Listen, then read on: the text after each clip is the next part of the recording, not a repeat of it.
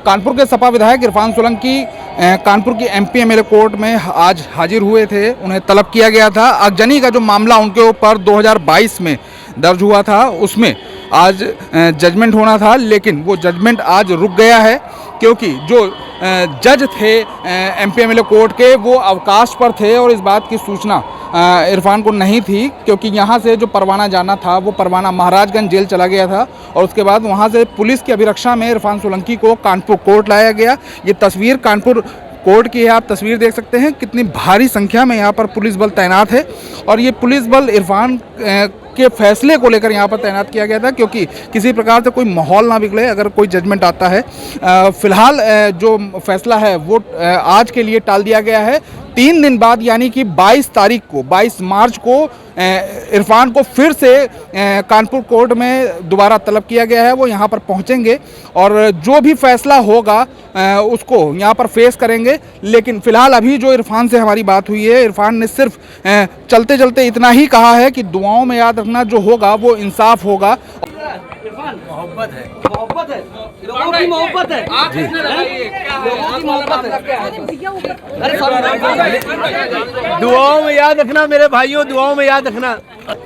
जो आगजनी का मामला था 2022 का, उस पर कोई फैसला नहीं हो पा रहा है। लगातार तारीखें दी जा रही हैं, लेकिन जो तस्वीर साफ होनी चाहिए थी वो तस्वीर साफ नहीं हो रही है। इरफान के वकील भी इसी बात के लिए परेशान थे कि जो जजमेंट देना है कोर्ट को वो जजमेंट दे दिया जाए, लेकिन इरफान को लगातार बार बार बुलाया जा रहा है। इरफान पूरी तरीके से निर्दोष हैं, इस बात भी कही जा रही है। जो उनके वकील हैं उनकी तरफ से लगातार ये बात कही जा रही है इरफान निर्दोष हैं। पुलिस जो है वो साक्ष्य को गढ़ रही है, साक्ष्य को ढूंढने का प्रयास नहीं कर रही है। लेकिन अब देखना बस इतना बाकी है कि जो आने वाली जो 22 मार्च है, इस 22 मार्च में क्या फैसला होता है और इरफान के हक में ये फैसला कितना रहता है। हमारे साथ इरफान सोलंकी के जो अधिवक्ता हैं, जो वकील हैं, वो हमारे साथ हैं। शिवकांत जी हैं। शिवकांत जी से बात करेंगे कि आखिर ये जो फैसला टला है, इसमें क्या पेच फंसे हैं और किन वजह से ये फैसला आगे बढ़ गया है। आज आगजनी वाले मामले में निर्णय आना था, लेकिन आकस्मिक रूप से माननीय न्यायाधीश महोदय आज न्यायालय में नहीं आए, तो इसलिए आज के बाद 22 मार्च की डेट लग गई है और 22 मार्च को जजमेंट होगा। लगातार जो तारीखें हैं वो बढ़ रही हैं, पिछली कई बार ऐसा हो चुका है। तो कभी वर्चुअल तरीके से इरफान को न्यायालय में पेश होना पड़ता है, कभी खुद मौजूद होना पड़ता है। तो ऐसी स्थिति में क्या लग रहा है कि न्यायालय जो न्याय देने में जो समय लगा रहा है उसकी वजह क्या निकल कर सामने आ रही है?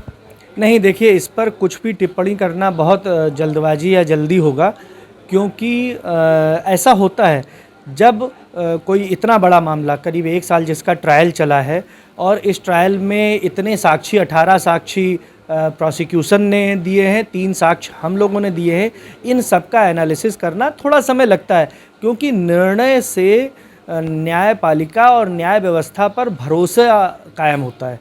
तो कई बार ऐसा हो जाता है कि किसी आकस्मिक कारण से डेट हो गई। पिछली बार तो 437A की कंप्लायंस नहीं थी, इसलिए हो गई थी। अच्छा, आज जो वजह सामने आई वो क्या है? वजह किस वजह से ये फैसला आज टालकर 22 मार्च को देने की बात आई? आज माननीय न्यायाधीश अनुपस्थित थे, आकस्मिक रूप से अनुपस्थित थे, और चूंकि इरफान पहले से तलबी जा चुकी थी और इरफान को लाया जाना था, वो आ गए थे, तो इसलिए आज वो भी आए हुए थे। अच्छा, क्या कोई ऐसी उम्मीद आपको लग रही है कि जो 22 तारीख को जो फैसला आएगा वो इरफान के हक में ही रहेगा? 22 तारीख को जो फैसला आएगा उसमें निश्चित तौर पर जो 5 मुलजिम हैं, जिसमें एक इरफान, दूसरे रिजवान और बाकी 3 लोग और हैं, ये सभी निर्दोष हैं और ये सभी बरी होंगे।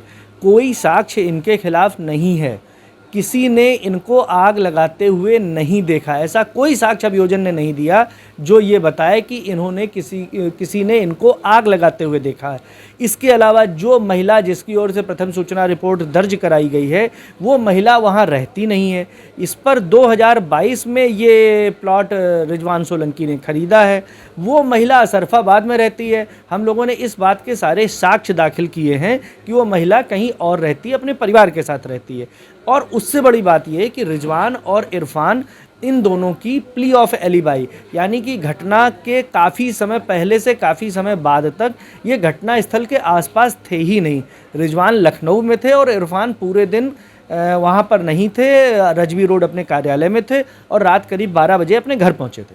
22 तारीख जो फैसले की जो डेट दी गई है कि उस दिन जजमेंट होना है, क्या लगता है कि 100 में 100% इरफान बाहर आ पाएंगे?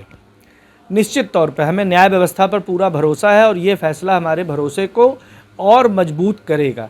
अच्छा, जो साक्ष्य की बात आ रही है, आप लोगों की तरफ से जो डिफेंस किया गया है, वो और जो सामने से जो साक्ष्य प्रस्तुत किए गए हैं, क्या लगता है कि साक्ष्य जो रखे गए हैं वो मजबूत हैं या जो डिफेंस किया जा रहा है वो ज़्यादा मजबूत है? देखिए, एक बात को आप समझिए, कोई भी साक्ष्य जब गढ़ा जाता है, सच और झूठ में बहुत अंतर होता है, वो प्रथम दृष्टया समझ में आता है।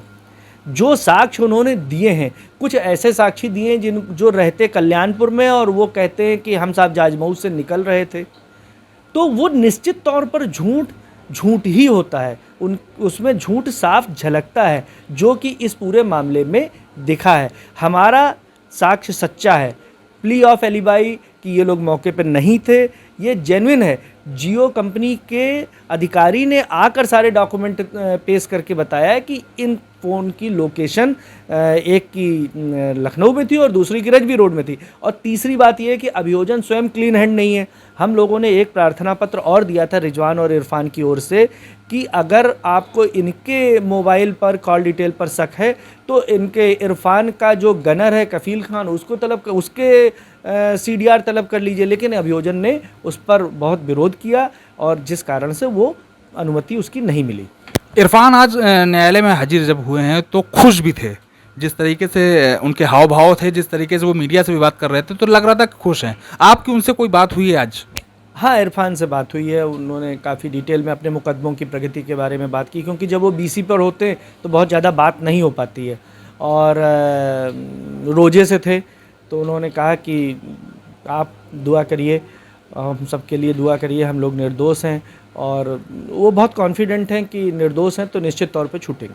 तो देखिए, ये इरफान सोलंकी के वकील शिवाकांत दीक्षित हैं, जो इस बात का तो दावा कर ही रहे हैं कि आने वाली जो 22 मार्च है वो इरफान के लिए हक में रहेगी, क्योंकि वो पूरी तरीके से इस मामले में दोषमुक्त होंगे। और दूसरी बात ये कि इरफान आज न्यायालय में जब आए हैं तो बहुत ज़्यादा खुश थे। कहीं ना कहीं इरफान का जो कॉन्फिडेंस लेवल है वो हाई था, क्योंकि जो उनकी पैरवी है वो मजबूत साबित हो रही है। अब देखना ये है कि 22 मार्च को जब इरफान कानपुर कोर्ट में हाजिर होंगे तो फिर ये फैसला इरफान के कितने हक में रहता है, क्योंकि आज की जो इरफान की खुशी है वो 22 मार्च को सबके सामने आएगी या फिर इरफान निराश हो जाएंगे। कानपुर से वीडियो जर्नलिस्ट मोहित बाथम के साथ विकास धीमान, ABP लाइव।